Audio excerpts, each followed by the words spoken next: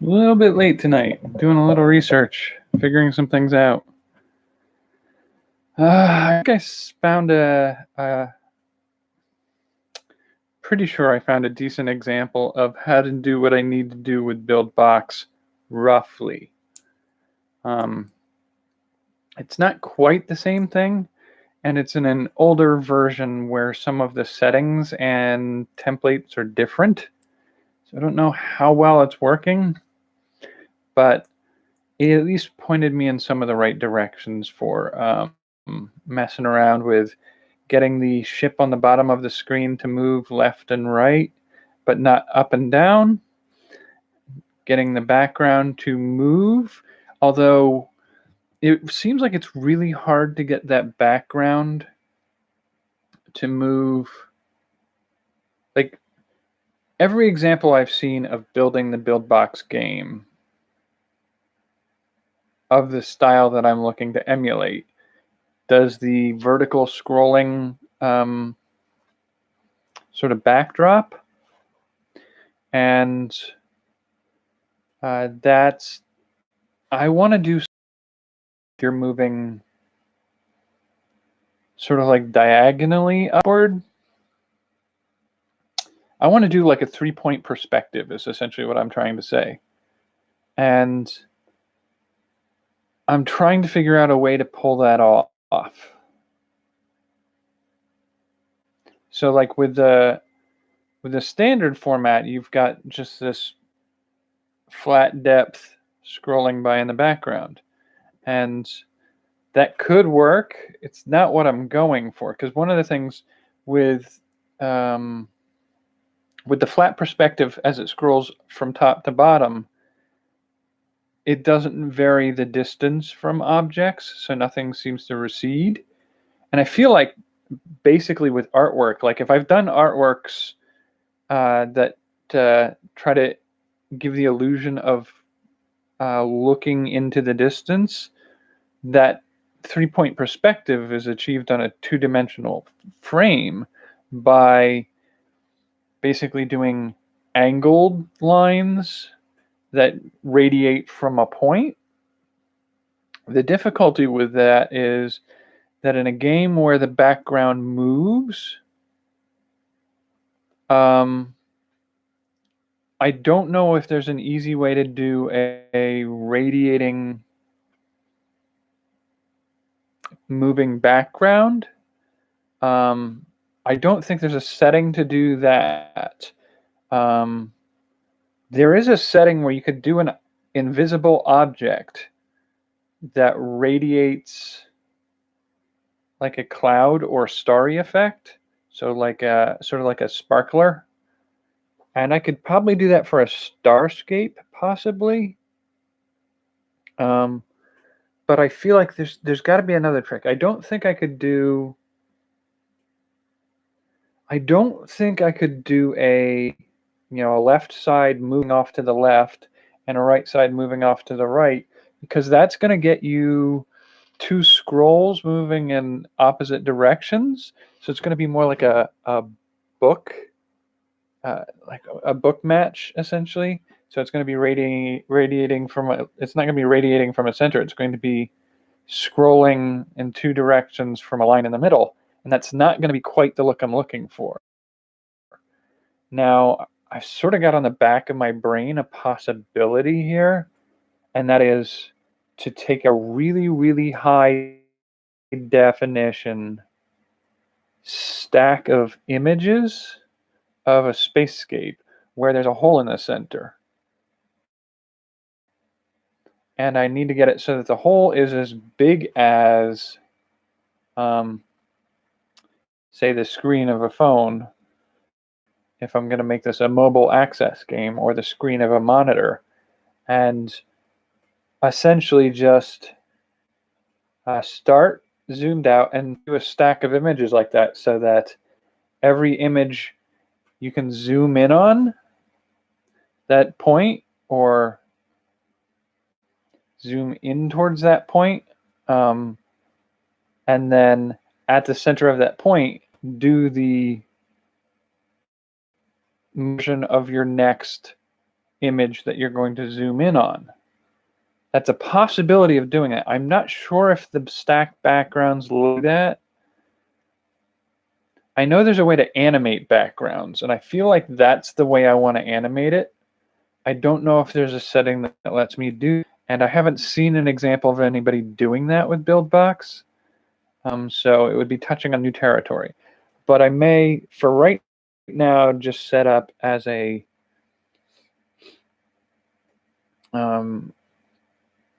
sort of top-down scroll just for a basic background.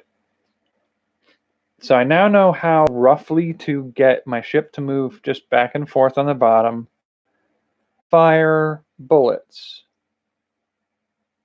And I also kind of know how to make a villain, like a boss, that can either go directly back and forth across the top or move away and go back and forth across the top. It's not a curved path, unfortunately. It's going to be predominantly just angled bouncing. Sometimes you just have to adjust to what you can achieve. So I'm going to do that. There's a feature you can use for the villain when they're hit. You can change their animation and potentially set off reactions. I haven't figured that one out yet. So like when I hit it in an engine, it might be like a scorekeeper keeps tab on it, but in this case, the scorekeeper might be a bar that dishes, so it's like a health bar for the opponent.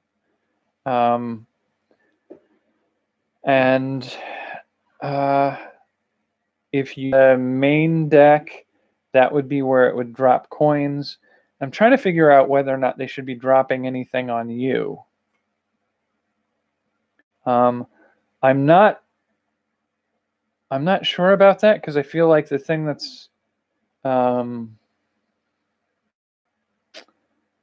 that level of the gameplay is not meant to have like you could die. The goal of that is more of like you fail to catch them. But I don't think there's like a die feature. And so like the goal is to hit the engines and knock the health out and keep getting the coins you need to keep your the fuel you need to get your ship to continue flying. And then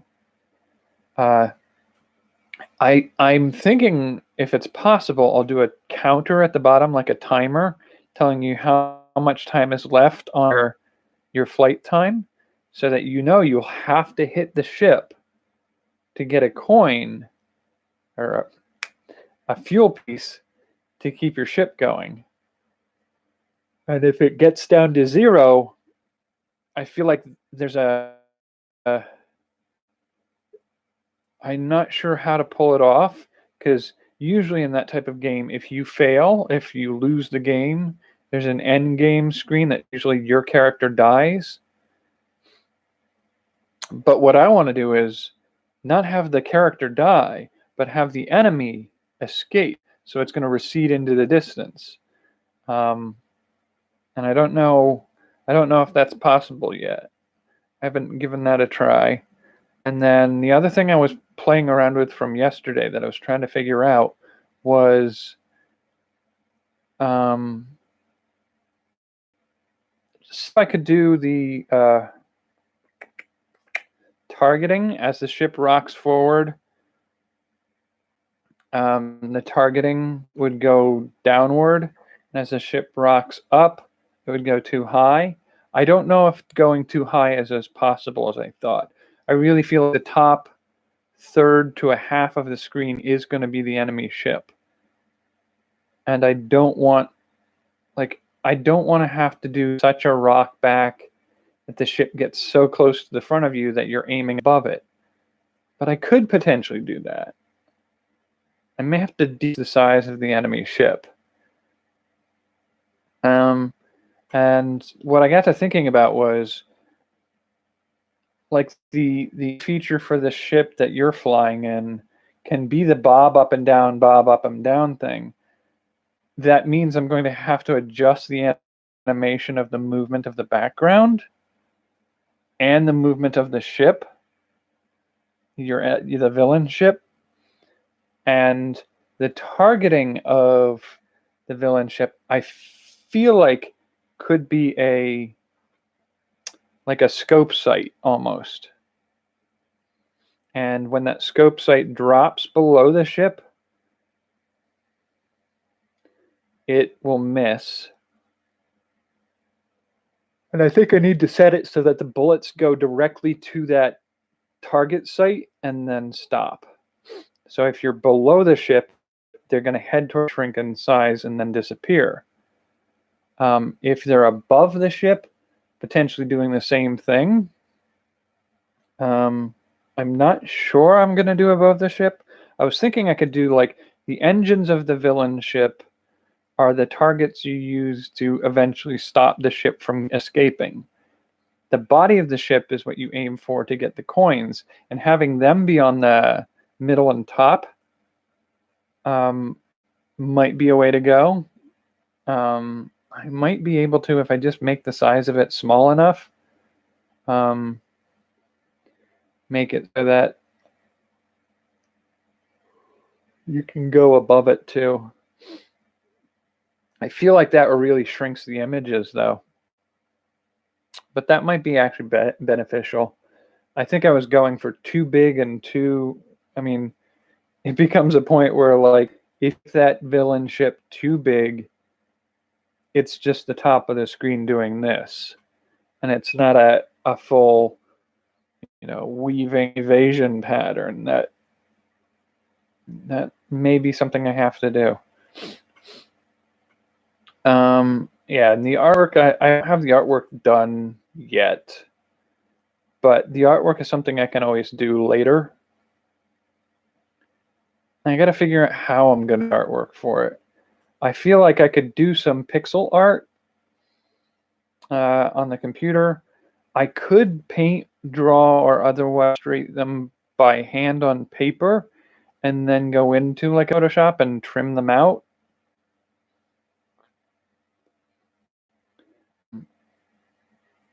I don't know that I have the digital art skills to be able to pull off a digital illustration. So I got to figure that out. Oh, and after last night's episode, I went and took a look at RPG Maker website and tried to track down the IG Maker. I think they've since discontinued it because I can't get to it anymore. I don't think they have it for sale. So I did a little looking around last night, and I looked up a site that offers alternatives to Buildbox. It's like 20 best alternatives to Buildbox. And one of them that came up free. So I may play with that and see what I can do with it. So looking at the list right now, it's got Game Maker Studio, easy to learn supposedly, but it costs extra for export in different formats.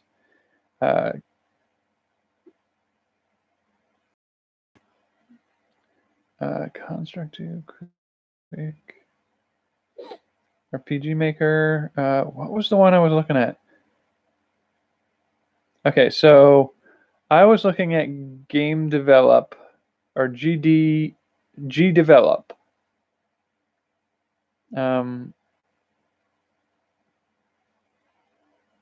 It's MIT licensed. It can be used freely for projects of any type, and there are no royalties associated with publishing games developed with GDevelop. It's easy to use. Doesn't have a lot of tutorials though.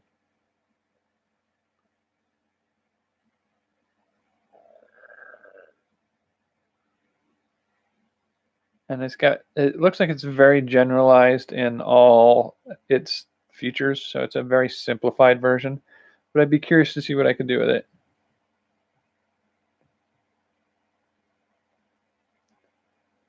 I don't see a lot of other cons to it. Still needs more tutorials, no support for Atlas, tile map, and sprite sheets.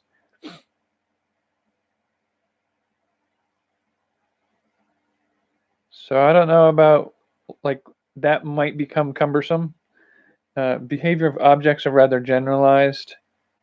Since it has a full GUI editor, the objects you are allowed to add in your game are pretty generalized. Physics object, tile sprite, platform object, etc. This limits the freedom of game developer. No cross compiler. Those are all the cons that are listed on here.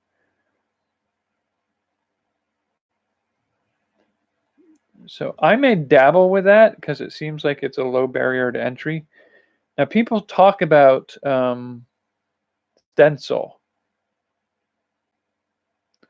and have said, I've heard some people refer to it as free, but it's not free. There's no free of Stencil. It's only available via subscription at this point, I think.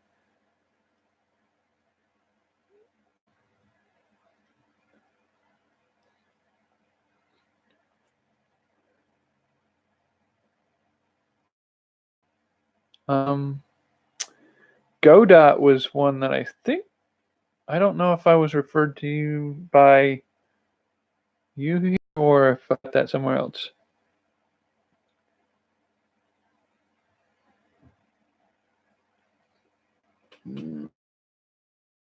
Can be good. Very bad documentation, no built-in way to import atlases. So that one doesn't sound like it's much of a benefit.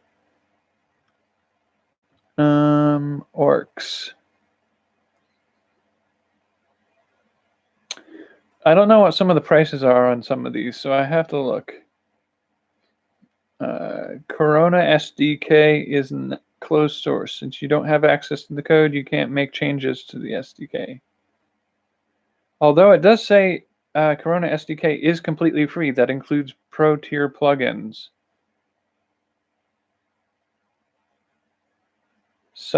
Okay. Oh, wow. Okay, so it's free, but not completely. Conventional plugins such as, I don't know what AdMob, for example, is, but it says it costs $300 for that plugin. So I can see that being a con, but I would still potentially take a look at it, see what we could do with it. You know, how far can you push free and what can you get done with it?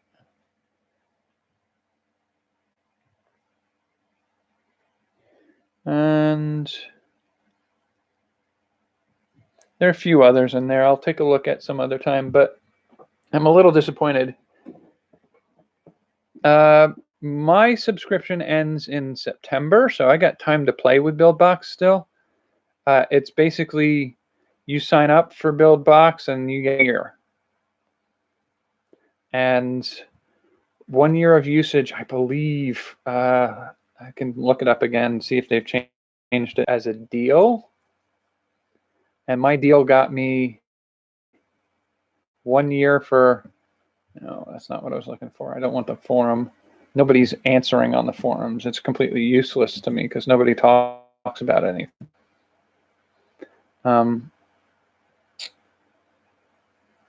Okay, so BuildBox pricing. So you could pay what? So $15 a month. You could do like a monthly trial, I guess. So their price seems to have definitely gone down for the plus version. So let's see. It's $8 a month if you do an annual purchase.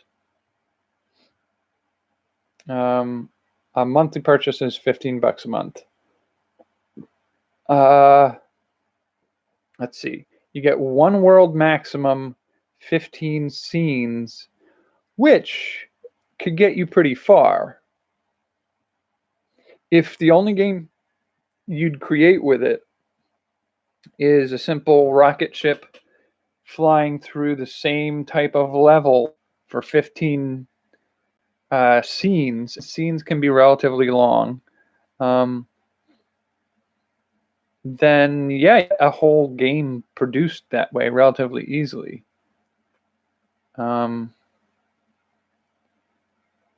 You can make unlimited, so if you wanted to do something a little more like an episodic thing where you go through one world and then do another, you could do them as episodes, I guess. Menu editor and animations.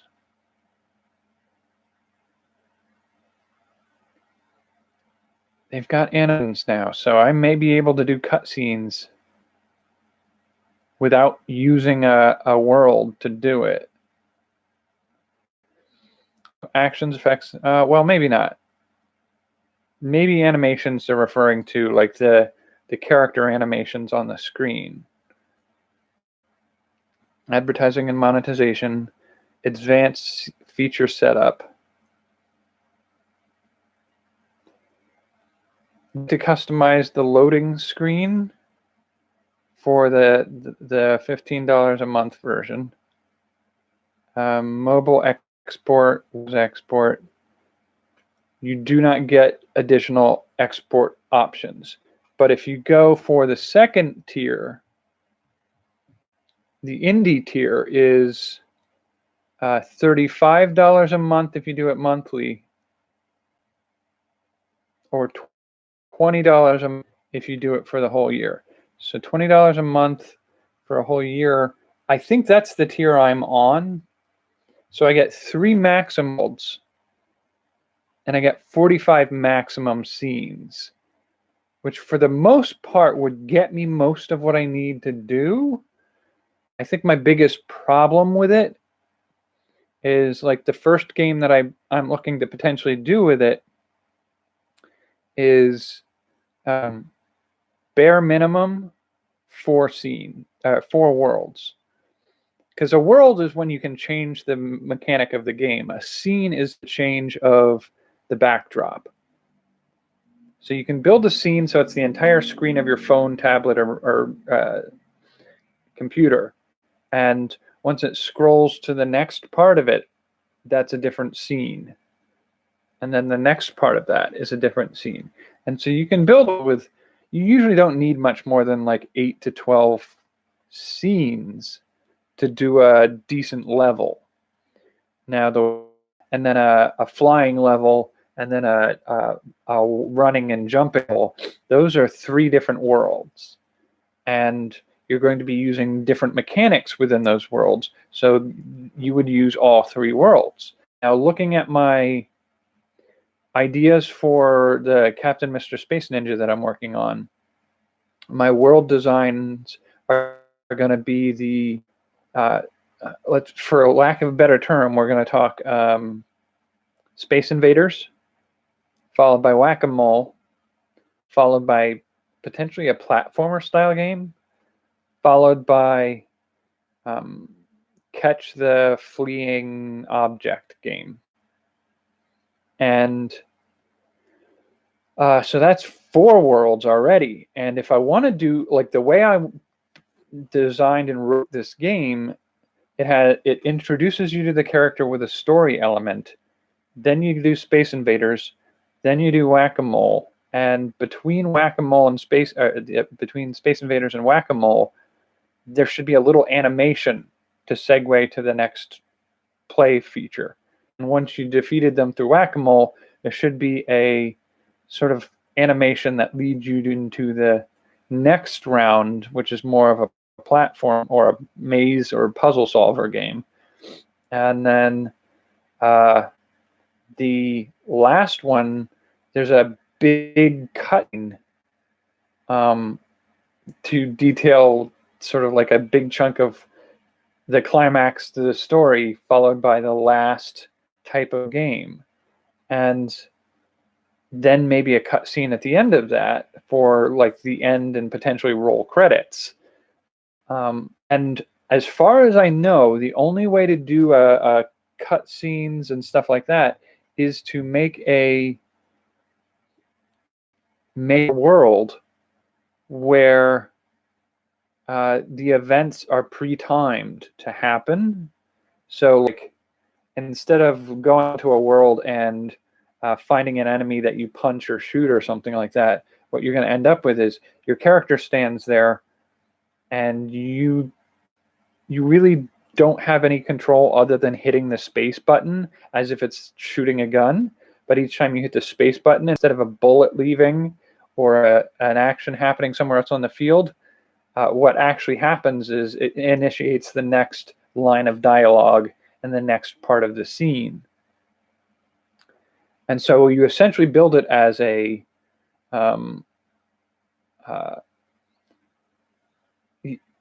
if you've ever played the old Nintendo games where you walk up to a character and you hit A to talk to them, and they talk, and it has a little pointing down on the word bubble, and you hit A and it scrolls down and does the more talking, and then you hit A and it scrolls down and does the rest of the talking, and then you make a choice, and then you move on.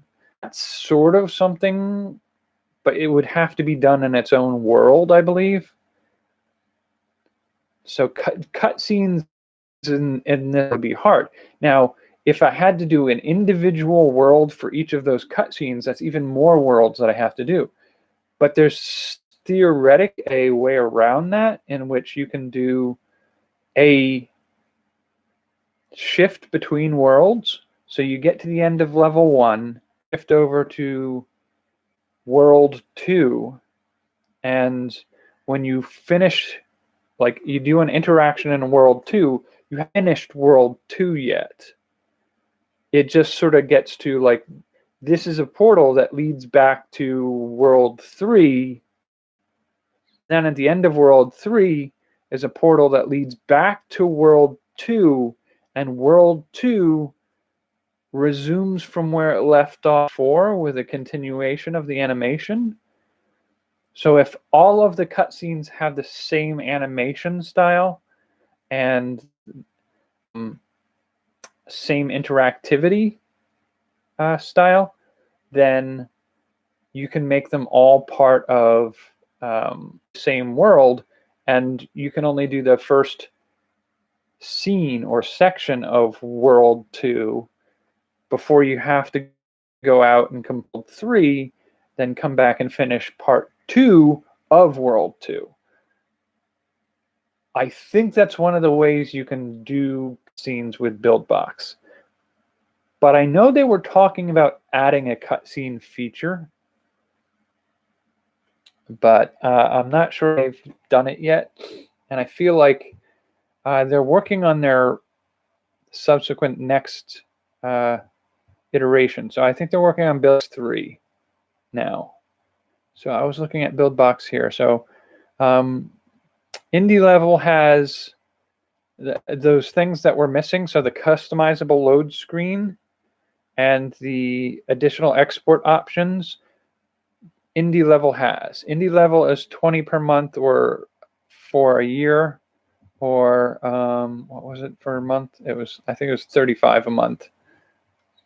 And then the Pro version is $59 per month for a year, or $99 a month for a year. But the Pro version gives you unlimited worlds, unlimited scenes, and all the other features of all the other ones. But $99 a month is insane. I am not paying ever that price. $59 a month if you pay the whole year ahead. Okay, so that's steep. 59 times, and it's just a year. You only get a year for it. $708 if you pay for the whole year in one go. Whereas if you pay month by month, you're paying over $1,000. You're paying almost, you're paying $1,108 a year, month to month for the Pro version. times 12 months for a year. It's still not super cheap, but yeah, it's $240.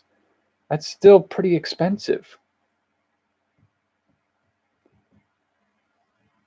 And it's like, I'm not sure I really want to keep doing that. Like if I manage to get a really good design and interest in people playing that game, and I think I could make the money back, then maybe. But I mean, I would still want to try some of those cheaper free options out there and dabble with those and see what I can do with those. Because, I mean, the Plus version doesn't do enough for me for what I want to do with it. Like Captain Mr. Space Ninja is really a 4, 5, or 6 world design. Now, if I can get my stuff figured out and test it out using what I've got until September, and then for 1 month do the pro version. For 1 month, it's like $100. I don't know that's even worth it though. It's hard to say. I'll have to see how the free versions compare, the free competitors. Because I mean, I really don't want to pay that. I don't like the idea of paying even like paying $100 for just 1 month of the version that I need to complete the game. I mean, like I'd have to really dedicate an entire month. Like I'd dedicate 6 months to designing 3 or 4 games to the maximum of their capability and build them like Captain Mr. Space Ninja. I might do a cutscene, world level 1 with cutscene at the end of that, and that's the max number I can do. Set that aside as game 1, and then do second world of combat, cutscene, third world of combat, and that's my second game. And then major cutscene, final combat, end scene with credits, that's another game. And then put those all off to the side with all the materials I need to make them work. And know that in an afternoon, once the game's made, I could then go over and pay for a month at pro level for $100. And then during some week that week, translate the individual small games together into one big game. Save it, export it, and make it a playable game. And then doing that same thing with 2 or 3 other big games made out of games, so that it's really just taking a bunch of little games and stringing them together into one bigger game. If I can figure it out, work it out in small installments, episodic installments for the months beforehand. I mean, honestly, really, if I could figure it out enough to the degree that I could do, I don't know, it's like if I could do all the games that I do this year that way, potentially.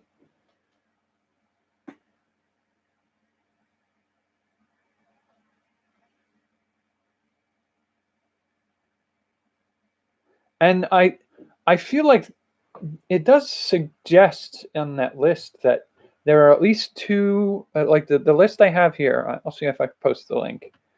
I think we've had this conversation before at one point, and I may have posted this link before last time we were doing games.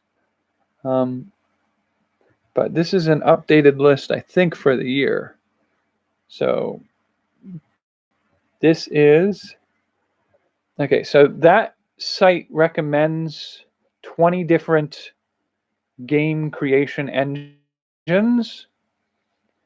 And it looks like, just from what I could see there, At least 2 of them are free to use. Now, one of them suggests it's very limited in what it can do, and the other one suggests that it's free. Get it to do some of the more important big game development features, you have to pay like $300 for plugins. And my question is, like, when they say it's limited, how limited is it? Can I still make my own artwork for my characters? And can I mean, essentially, BuildBox strikes me as super limited in what I can do with it to a degree. So, like, if they're that limited, that's fine. Like, as free game develop systems go, I can totally get behind that. I don't need to have every plugin to do what I want to do with a game. Like I talk about many times, using software and even other games in ways they're not intended, and being able to achieve more with them than you'd think you'd be able to do because I'm cheating. Like what I was just talking about with doing BuildBox, where instead of paying for a year at $780 to use it at pro level, you use it at the little level, build your independent levels. I mean, you could even get away with doing, if you did a plus level on the annual, so $8 a month annual plus level, 8 times 12 is, it's like $100. That's super affordable.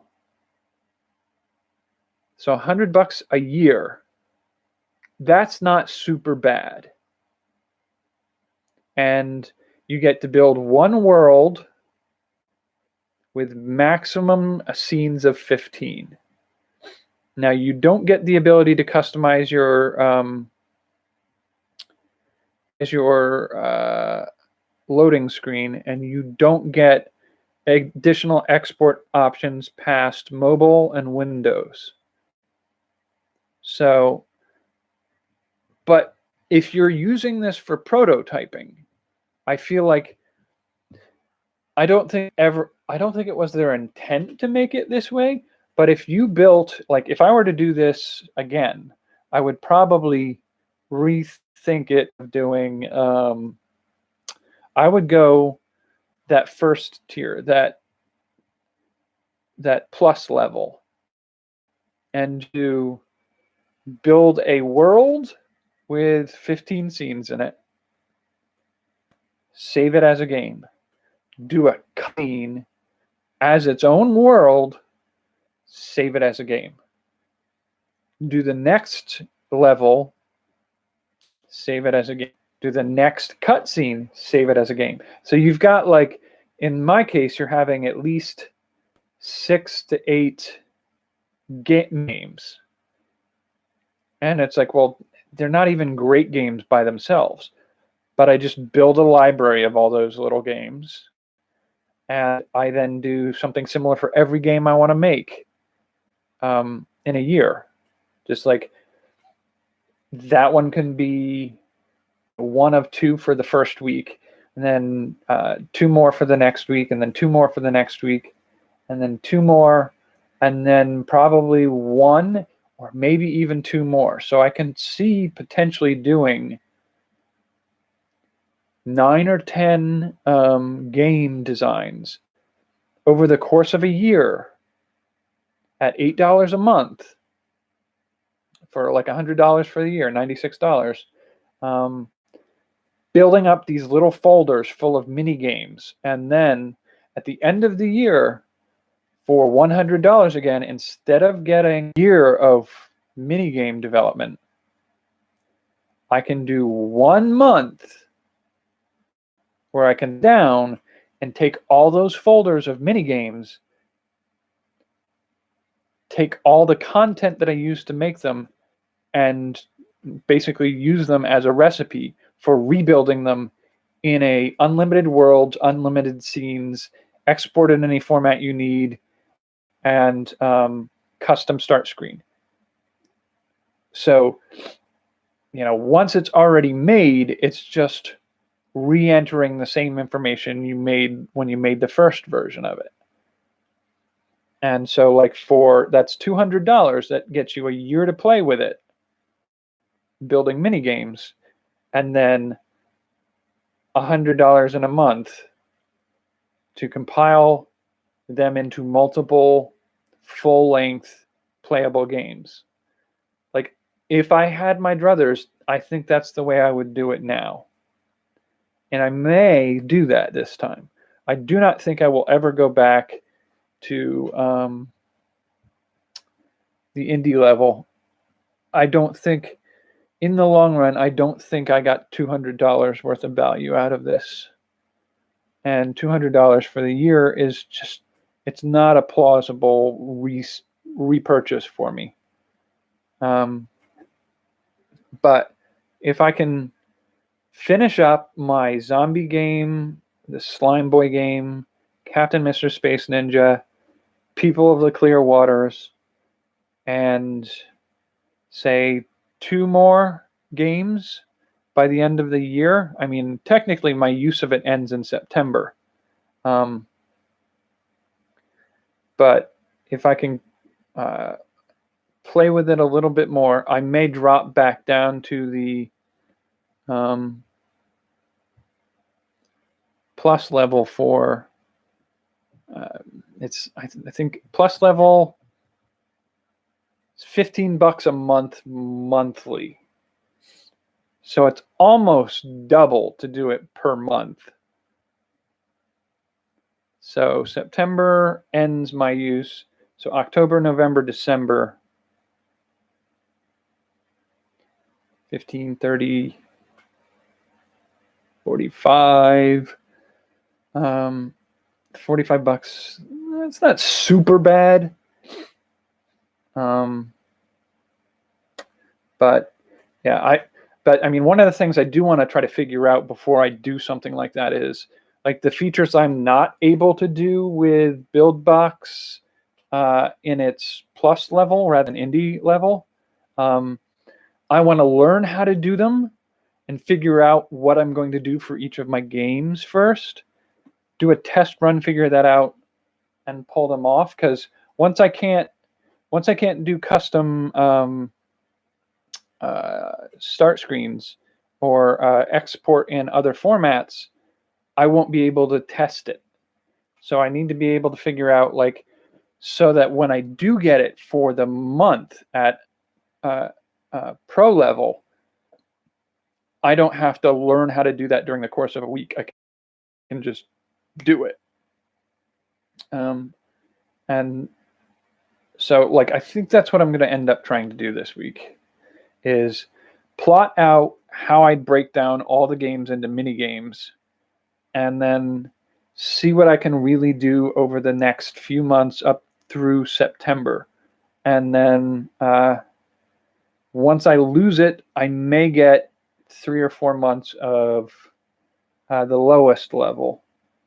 And I may hold off a little bit after September, because oftentimes with things like this, if you were a user and then you stop using, if you wait like a month or two, they oftentimes contact you like, hey, we'd love to have you back. Here's a 25 to 30% discount on the... So I may look into doing that again. But eventually, I think what I'll probably do is swing back around to do a pro version for a month and compile my mini games into full games.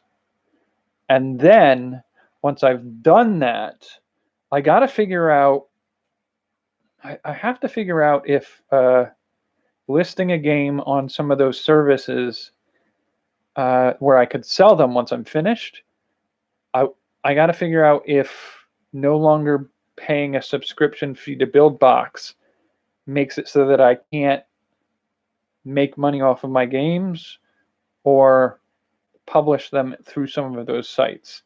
I'm not sure. I would think that that's not a requirement.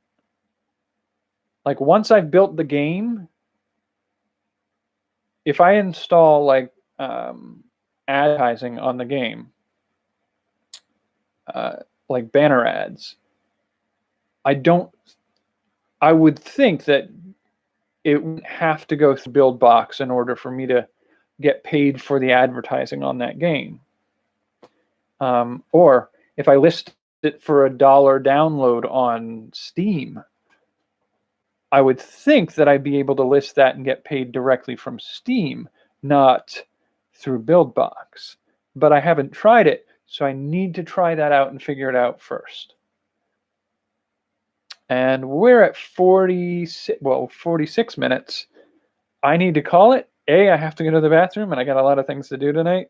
I won't be trying the filming the screen tonight because I'm so far in the middle of planning and figuring some of these things out right now that setting aside an hour and a half to tinker around with getting this to work tonight, that's just going to eat into my ability to do what I need to do. But I will try to do it by tomorrow.